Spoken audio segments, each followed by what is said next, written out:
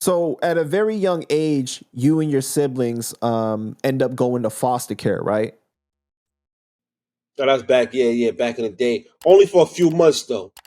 Because sometimes, listen, sometimes the household it gets out of order. Get a bit dysfunctional, and this is the '80s, so the streets was crazy.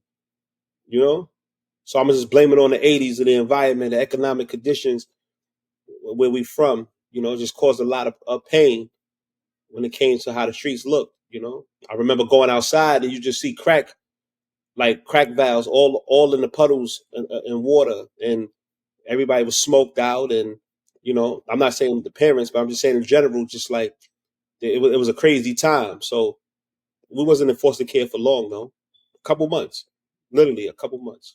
When I interviewed Hocus, he said it was like a year, but nothing longer than a year. Yeah, it was something like that. See, I was young. I don't even remember because we still had the parental visitation, and in foster care, it was still a family vibe. You understand? So it wasn't like you was with West Bubblefuck, uh, with somebody that didn't care about you. You was with family. So That's that's interesting because the way that Hocus described it, he said the lady didn't care about y'all like that because I she was mean, watching her own grandkids, so she cared about them more, obviously.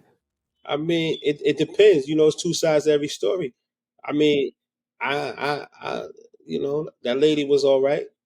I didn't. Nobody got hurt or harmed. No one was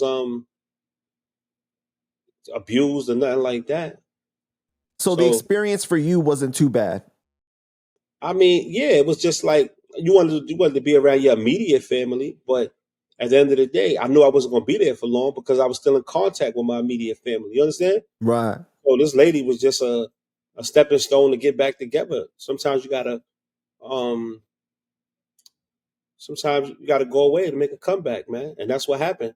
It was a breakup, and then parents got back together, and we've been inseparable ever since. And Hocus said that like I think it was like the first or the second day you guys had to fight like people as soon as you got there. Yeah, because that's how it was. We was in Brooklyn, and Brooklyn had a different vibe. It wasn't Harlem, it wasn't the Bronx. So the Brooklyn cats, as soon as you stepped outside, we had to get it popping. I mean, as soon as I stepped outside, a nigga swung on me. I'm like, oh shit. I'm like 6 years old. So that right there lets you know that violence is prevalent in our neighborhoods, even at a young age. So you had to learn quick.